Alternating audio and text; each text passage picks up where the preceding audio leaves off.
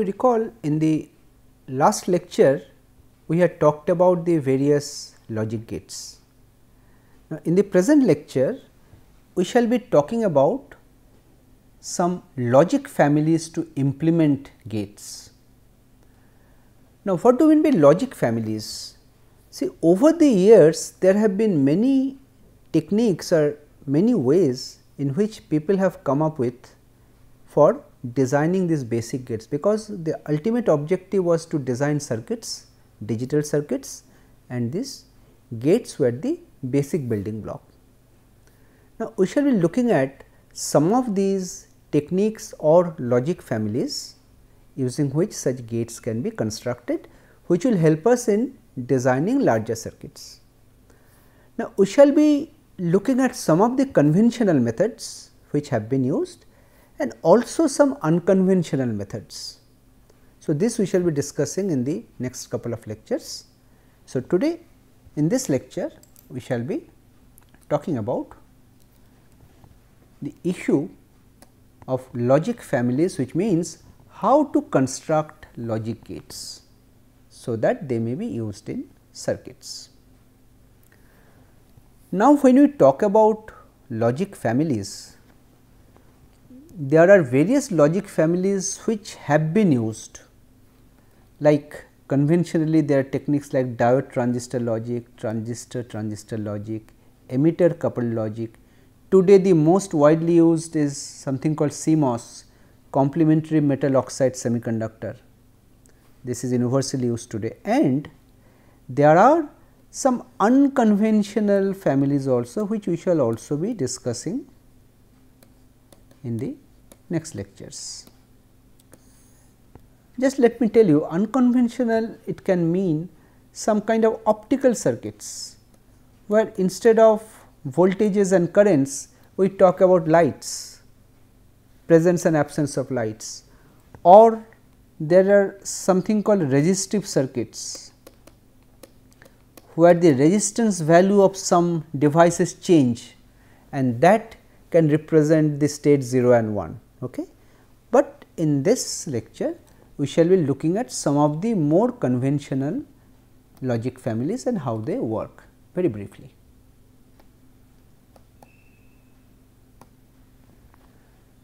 We start with diode transistor logic, which was one of the first logic families that were proposed.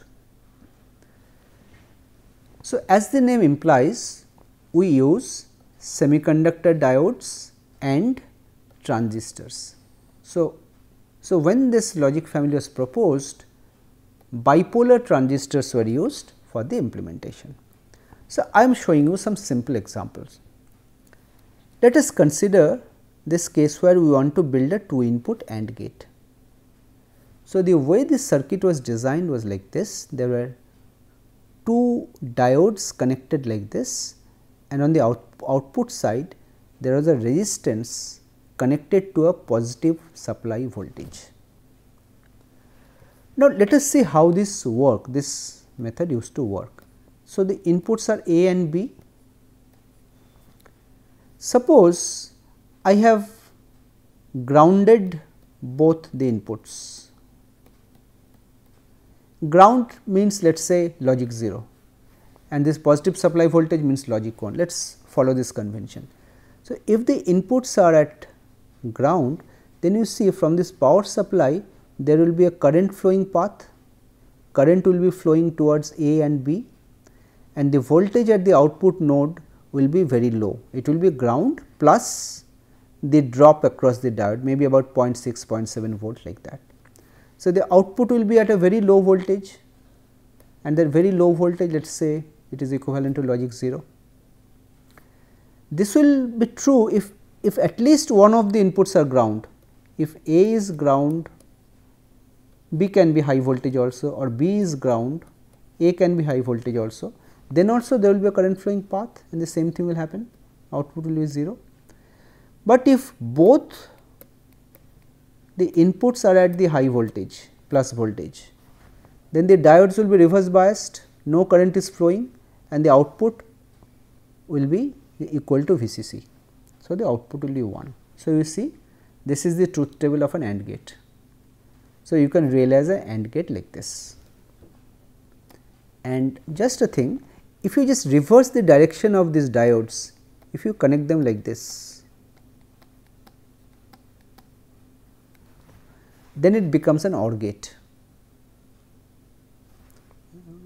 OR gate says if at least one of the inputs are 1, then one of the diode will be forward biased, there will be high voltage here and the output will be high. But if both of them are 0, then this will be forward biased, the voltage here will be 0. So, this you can design like this. And to build a NAND gate, for example, you have already seen how to build an AND gate.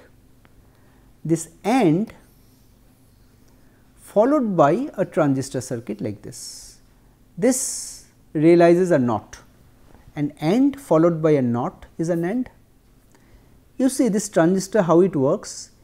If this voltage is 0, low, this transistor will be off, no current will be flowing and the output will be almost equal to VCC high. But if this is 1, then the transistor will be conducting, there will be a current flowing and the output will be almost connected to ground, it will be 0. So, this will be a NOT operation. If it is 1, it is 0, if it is 0, it is 1.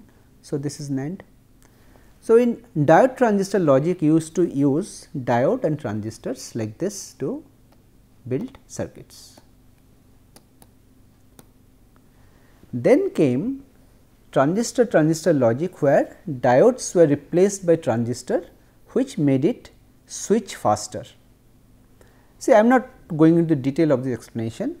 This is the circuit diagram for 2 input NOR, this is the circuit diagram of a 2 input NAND. Let us say NAND gate. So, whenever at least one of the inputs are at 0.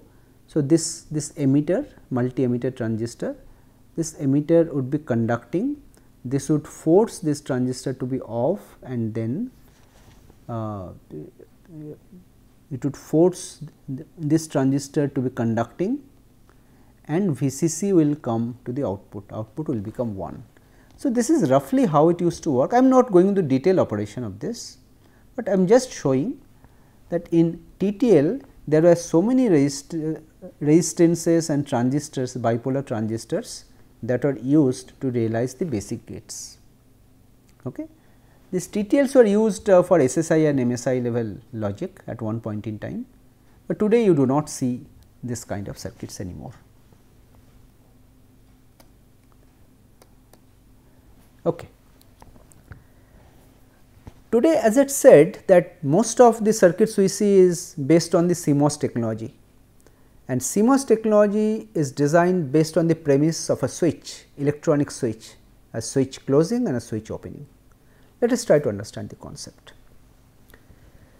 So, so-called switch based circuits, they rely on the operation of miniature switches, tiny switches. Switches can be in 2 states, they are either open or closed. So, you know how a switch is. So, equivalently I am showing a bulb connected in a circuit with a power supply and a switch.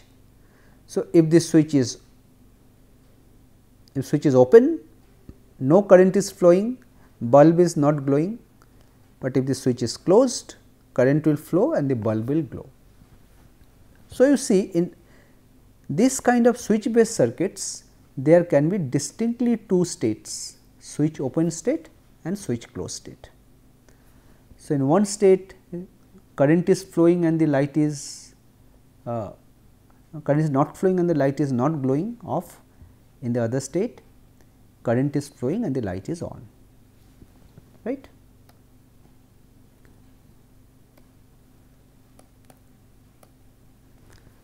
Okay. So, let us from here let us now look at some relevant issues when we are trying to design gates. Let us consider, suppose we are trying to design a gate, let us say an AND gate. So, we are applying some input, So, inputs are typically in the form of voltages, but in digital domain in binary we say it is 0 or 1, and the output will be something, it will be 0 for an AND gate. Now, when I say 0 or a 1, what does that mean? 0 can mean it is a low voltage, 1 can mean it is a high voltage. But well, you may ask, this low and high are very subjective terms. How low or how high? So how low the voltage should be so that the gate can treat the input as 0, and how high the input should be the voltage so that the gate treats the input as 1. These are some issues that need to be talked about. So, we are talking about something called voltage ranges and noise margins. So, as I just now said with this example, a range of voltages is treated as logic 0, while some other range is treated as logic 1.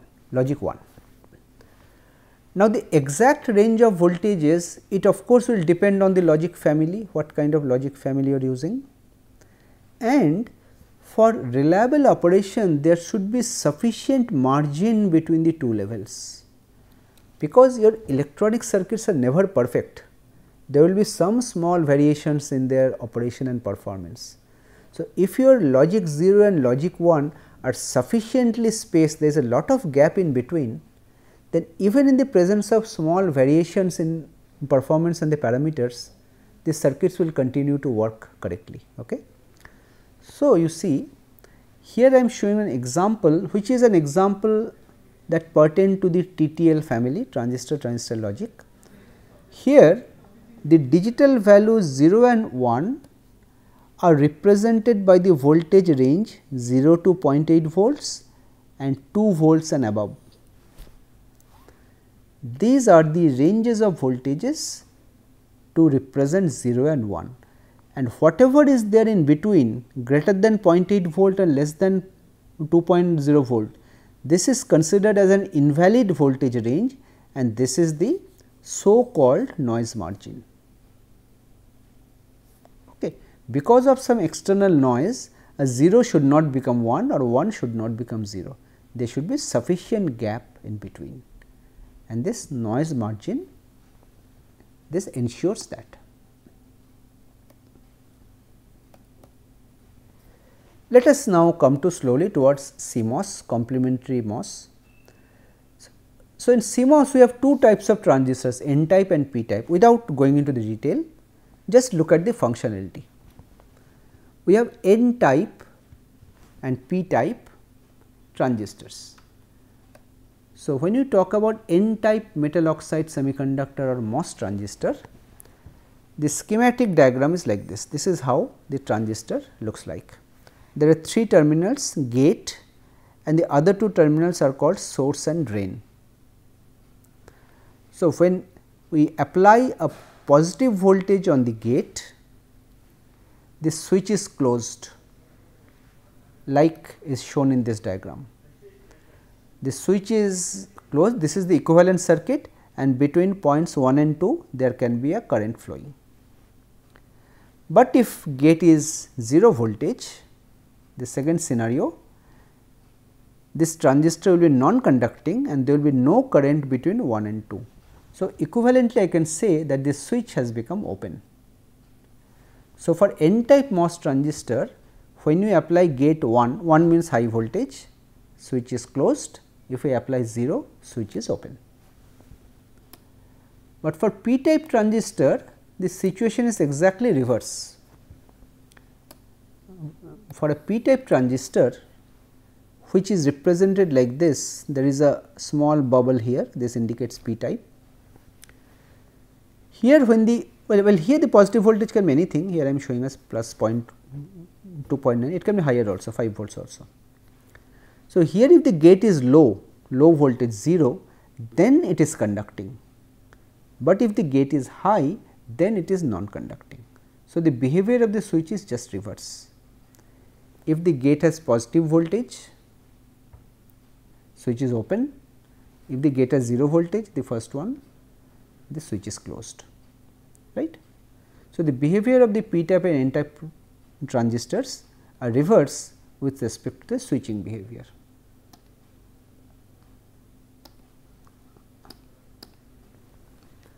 Now, let us come to CMOS circuits. So, how a CMOS gate is built?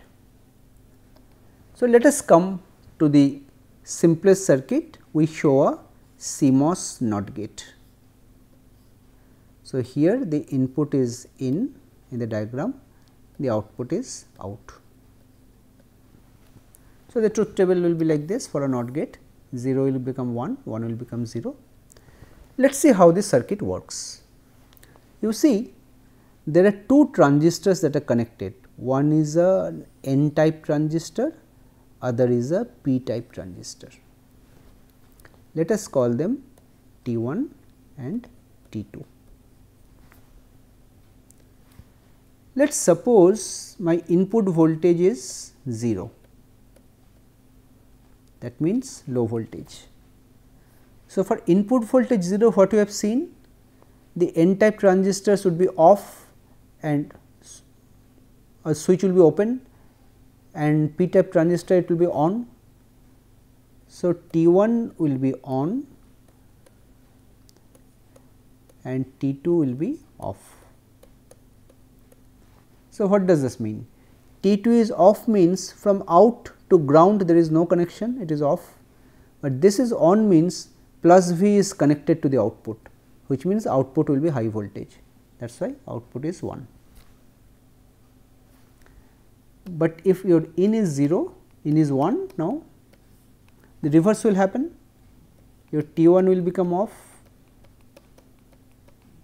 and T2 will become on. Because T2 is on, now out will be connected to ground, it will be low voltage, so it will be 0.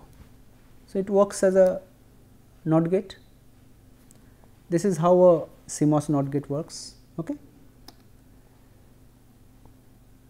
So, other kind of gates are also fairly easy to build. Let us say a NAND gate.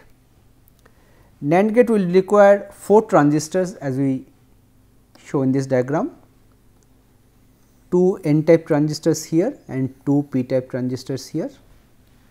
This is the truth table. So, when let us consider this last row first, when both the inputs are 1 and 1, then what will happen? Both these pull down transistors will be on and these will be off.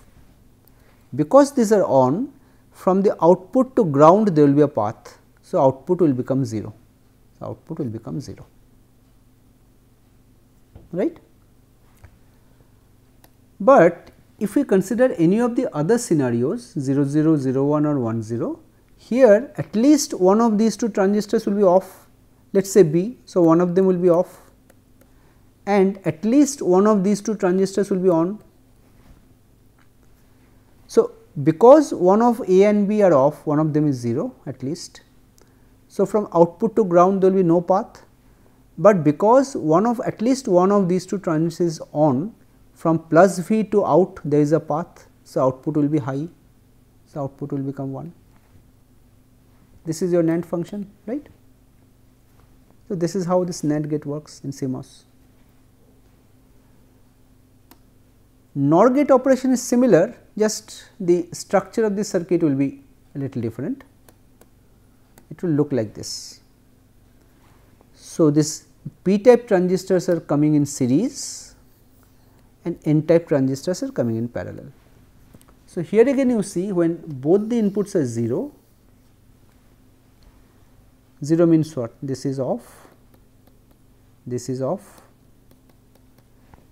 both these are on, this is on, this is on. So, from output to ground there is no path, but from plus V to output there is a path. So, output will be 1, output is 1. But for any other condition you can check at least one of these two N type transistors would be on, because one of them is 1. So, output to ground there will be a path, output will be low, and both these transistors are not on. So, plus V to out there is no path. So, this is NOR operation. Okay. So, it is easy to verify that it works. So, here I am assuming these transistors to be just switches. I am not looking into the other electronic characteristics of the MOS transistors, just functionally how it works as a gate. Okay. Now, when you want to design the other type of gates, for example, AND, well, in CMOS you cannot directly implement an AND gate. So, what you have to do? You have to first implement a NAND gate followed by a NOT gate. So, in CMOS, you remember, in CMOS it is much easier to design a NAND gate, more difficult to design a NOT gate. More difficult to design an AND gate. You see, this is an AND, because what you have done, a NAND followed by NAND means what? AND followed by NOT, two NOT one after the other, they cancel each other, it becomes AND. Okay. So, CMOS AND gate will be one NAND gate followed by a NOT gate. Similarly, OR gate. So, OR gate will be NOR gate followed by a NOT gate. So, there will be a NOR gate followed by a NOT gate. This is OR. Now, this concept can be extended to any number of inputs. You can see, instead of 2 transistors CD, you can connect many of them in parallel. Instead of CD, you can connect many of them in series. So, you can have a multi-input NOR gate, similarly NAND. Okay. So, here I have not gone into the detail of CMOS designs, but just giving you some idea that in CMOS how you can build gates, and the advantage of CMOS is that in modern day technology you can build these CMOS transistors, or you can manufacture this CMOS transistor in a very small dimension, because of which in a chip you can pack so many gates today. You can pack close to a billion of transistors and gates in a chip. So, CMOS gives you that big advantage, and in CMOS design you do not need any resistances and any other components, diodes, these kind of things are not required, because resistances typically require much more area to fabricate in a chip. Here you need only the transistors. Okay. So, with this we come to the end of this lecture, where we had a look at some of the logic families. In the next lecture we shall be continuing a little bit more on CMOS, and then we shall be talking about a couple of unconventional technologies. These technologies are coming up, they can also be used to design digital circuits and gates, and we shall be looking at those things. Thank you.